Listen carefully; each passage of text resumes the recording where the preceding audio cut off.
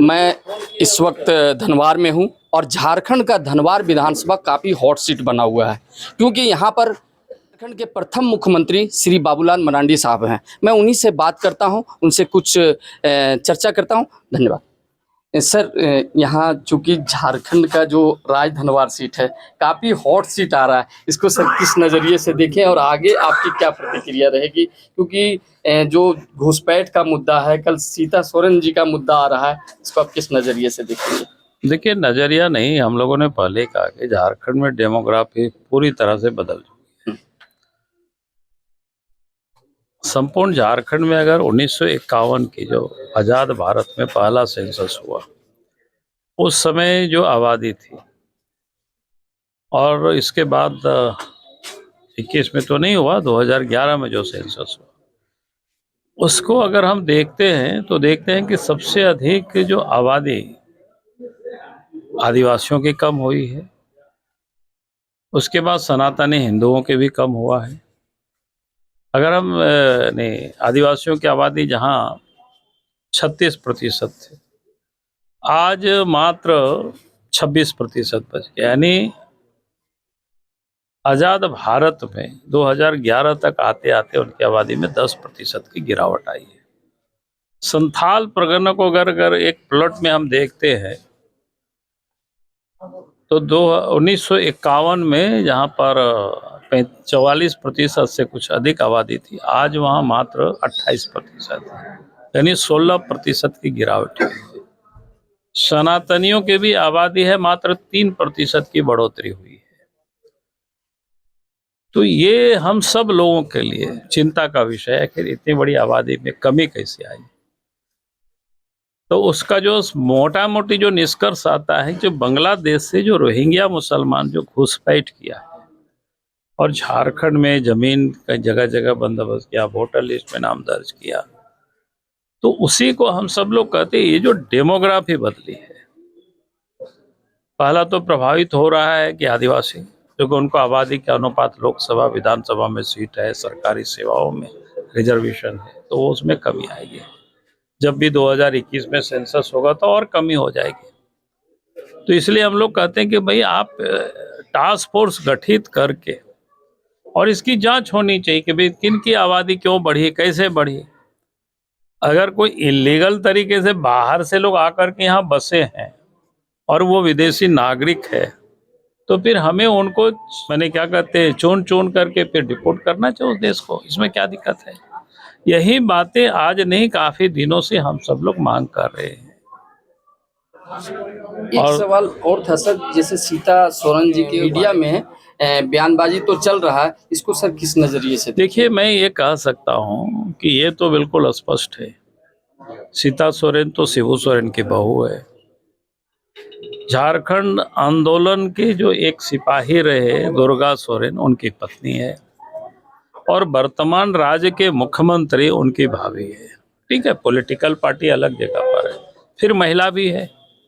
और उसके बाद अगर एक हेमंत सोरेन के मंत्रिमंडल के मंत्री, कैबिनेट मंत्री, अगर किसी महिला के बारे में इस प्रकार की अभद्र टिप्पणी करे, हम लोग तो बोल भी नहीं पढ़ सकते हैं कि इस प्रकार की शब्दों का।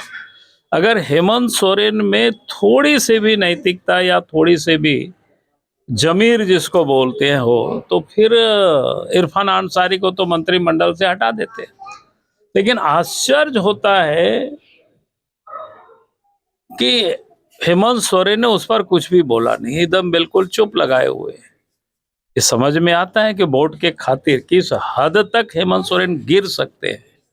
झारखंड की अगर कोई माँ बहनों की कोई अपमानित करी है तो उनकी भाभी भी है। ठीक है, राजनीतिक अलग अलग दल हो सकता है, कोई हमारा अगर इस झारखंड प्रदेश में किसी भी महिला के साथ, किसी भी व्यक्ति के साथ अगर गलत होगी तो हम ये थोड़े पूछेंगे कि आप हमारे पार्टी के हो कि नहीं हो।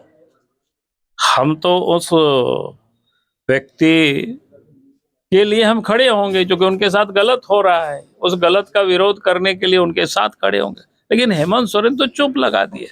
तो जहां अपने भाभी के बनी सुरक्षित कर सकता है, दुर्गा सोरेन की पत्नी को सुरक्षित नहीं कर सकता है, तो ऐसे हेमंत सोरेन से झारखंड की जनता कैसे सुरक्षित रहेगी, यहाँ की माँ बहनें कैसे सुरक्षित रहेगी।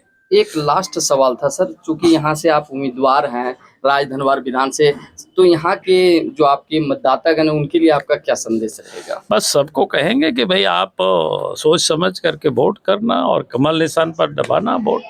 तो जनता क्योंकि सर, देश के प्रधानमंत्री आदरणीय नरेंद्र मोदी जी जो गरीब कल्याण की योजनाएं चला रही है, तो आप सब लोग देख रहे हैं कि मैं उस कामों को बहुत नहीं गिनाना चाहता हूँ। जितनी भी गरीब कल्याण की आज तक कभी नहीं हुआ था, और जब डबल इंजन की सरकार बनेगी तो आप देखेंगे कि फिर और तेजी से दौड़ने लगेगी। जो काम बचा खुचा है, जैसे गांव में नल से जल उपलब्ध कराना लोगों को, शिक्षा है, स्वास्थ्य है, कानून व्यवस्था है, बिजली है, पानी है, जो ये आम बुनियादी चीजें हैं, इसको ठीक करना। जनता मतलब इस बार जो वर्तमान की कांग्रेस और जेएमएम की सरकार चल रही है उसे मतलब रिजेक्ट करेगी। देखिए 5 वर्षों से इस सरकार को देखा, 5 वर्षों तक इन्होंने लोगों को ठगा है। अगर ठगी की एक एक फहरिस्त गिना दे 4-5 तो समझ में आ जाएगा। 19 में क्या कहा था कि सरकार बनेगी तो गरीबों को 72,000 रुपया साल में देंगे, नहीं दिया ना।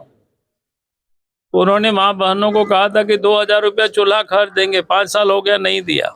लड़कियों का कहा था कि बेटी शादी होगी सोने की सिक्का देंगे, नहीं दिया।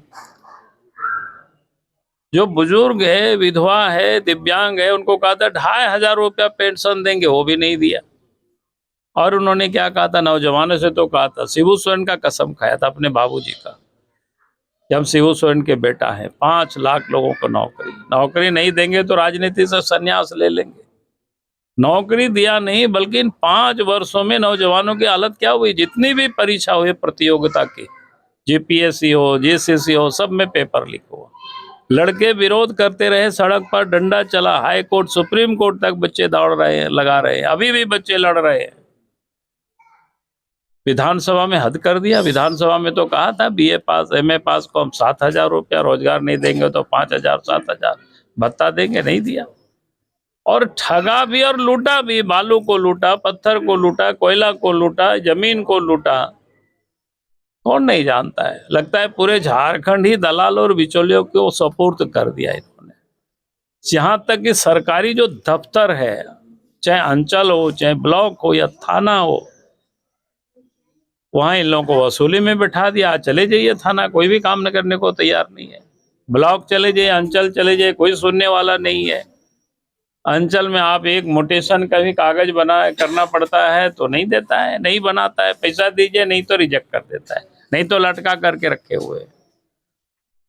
तो इसलिए हमने कहा कि लूट भी रहा है और ठग भी रहा है। तो अब झारखंड की जनता 5 वर्षों में इनको लोग समझ चुके हैं। तो ये थे बाबूलाल मरांडी साहब, और यहाँ के कार्यकर्ताओं में वाकई उत्साह है। कई लोग आए हुए, काफी भीड़ है। अब देखिए ये संख्या है यहाँ बाबूलाल मरांडी साहब से मिलने के लिए, क्योंकि अधिकतर लोगों का मत है कि इस बार हम विधायक के रूप में नहीं या मुख्यमंत्री के रूप में इनका चयन करेंगे। मैं आशीष भदानी, धन्यवाद विधानसभा से, धन्यवाद।